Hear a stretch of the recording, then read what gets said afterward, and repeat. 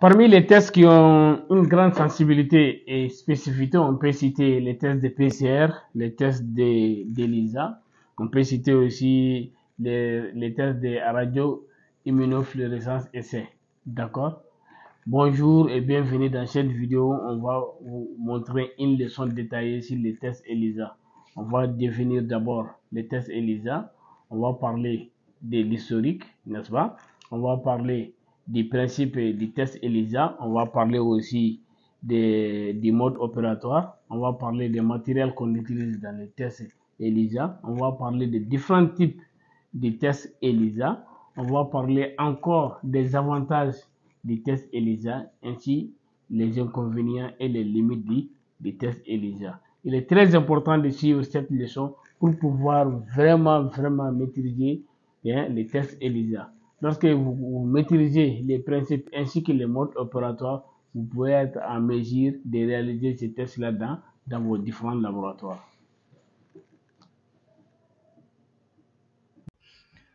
Pour vraiment réaliser les tests ELISA, ainsi que pour avoir la fiabilité des résultats, il est important de suivre d'abord la leçon sur l'ELISA. On va faire une introduction, la définition, les principes de l'ELISA.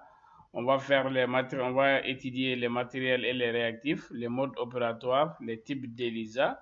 On va parler de comparaison entre ces types d'ELISA aussi. On va parler des avantages du test d'ELISA. On va parler aussi des limites du test. Et puis, on va parler des applications du test de l'ELISA. Dans l'introduction, on va parler de l'historique du test d'ELISA. La technique d'ELISA a été conceptualisée et développée par des scientifiques suédois. On a Peter Pellman, qui est l'investigateur principal, et on a Eva Engvall à l'université de Stockholm en 1971. À la fin des années 60, Stratis et Avremias et G.B. Peter mettent au point la technique d'immunoenzymatique, qui est une technique d'analyse par réaction entre antigènes et anticorps en utilisant comme marqueur des enzymes. Pour le principe du test d'ELISA, il est beaucoup important de maîtriser chaque principe des différents tests.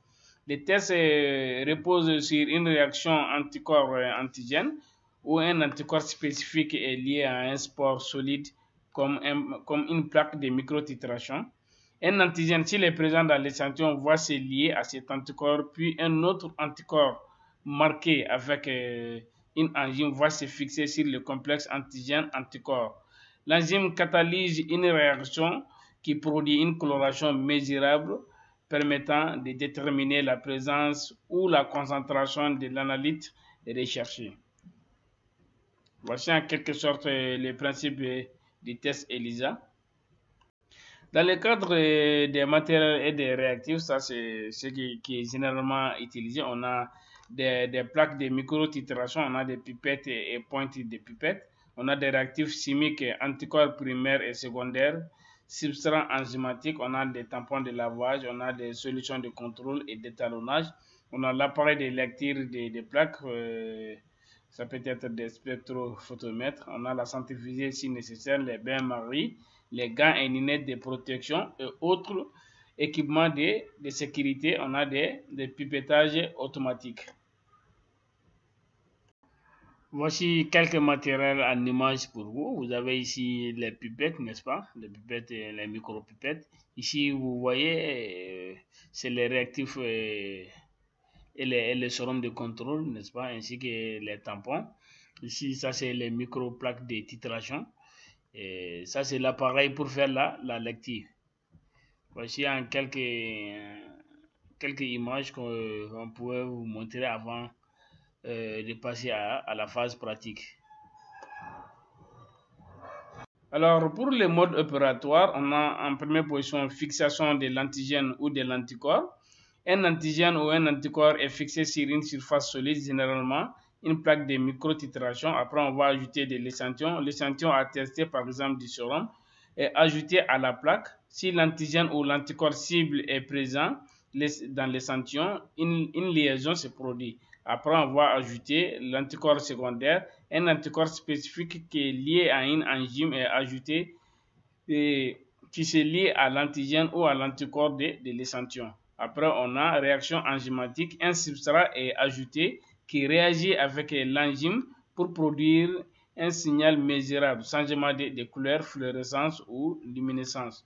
Et en dernière position, on a mesure du signal. L'intensité du signal est proportionnelle à la quantité de l'antigène ou de l'anticorps cible, permettant ainsi de quantifier la présence de la substance dans l'échantillon. Ça, c'est en dernière position. Voici en quelque sorte, on a en première position fixation de l'antigène ou de l'anticorps, on a ajout de l'échantillon, on a ajout de l'anticorps secondaire, on a réaction enzymatique, ça veut dire l'ajout du substrat. Et en dernière position, on a la mesure du signal. D'accord? Et vous allez mesurer ça avec l'appareil, n'est-ce pas? Dans le cadre des types d'ELISA, on a ELISA direct, on a ELISA indirect, on a ELISA sandwich, on a ELISA compétitif. D'accord? Alors maintenant, on va passer à vous expliquer un à un ces différents types d'ELISA.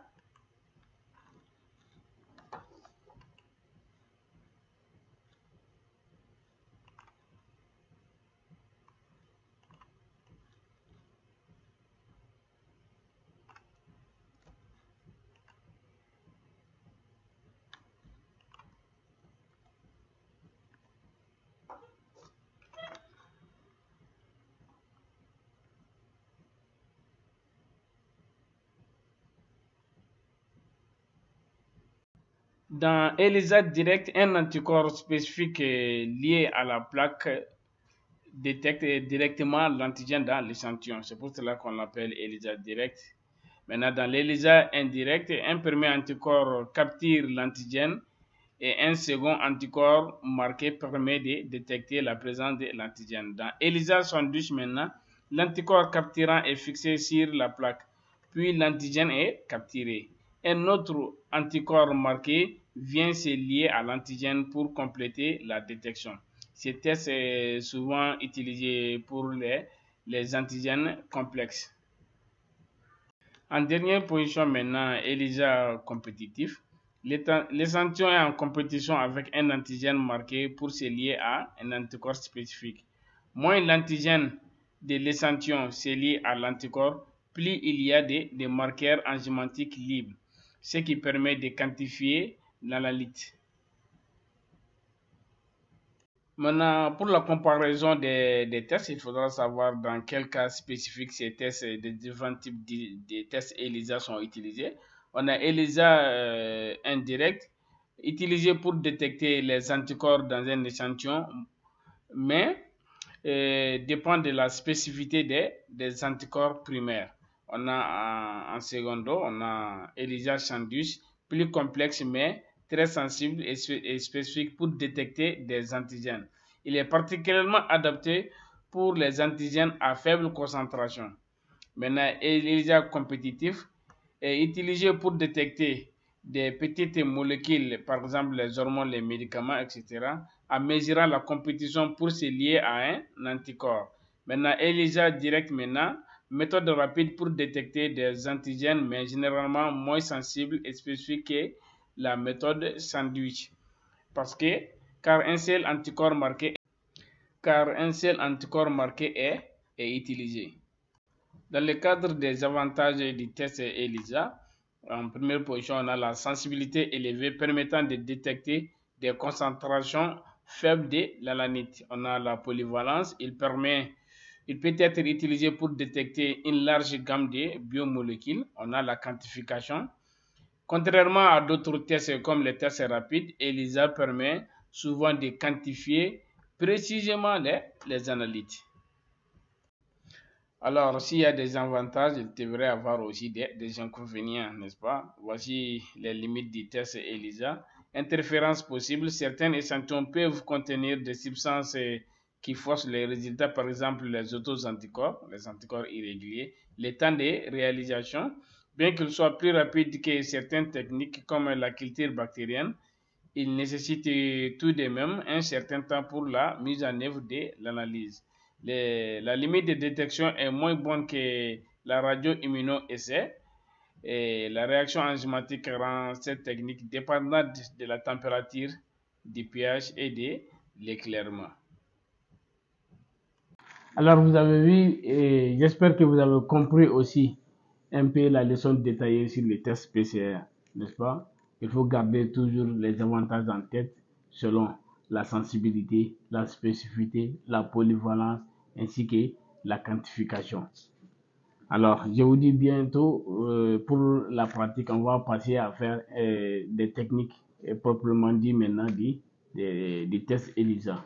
Un bon travailleur, c'est celui qui fait son labeur quotidien avec amour et conscience.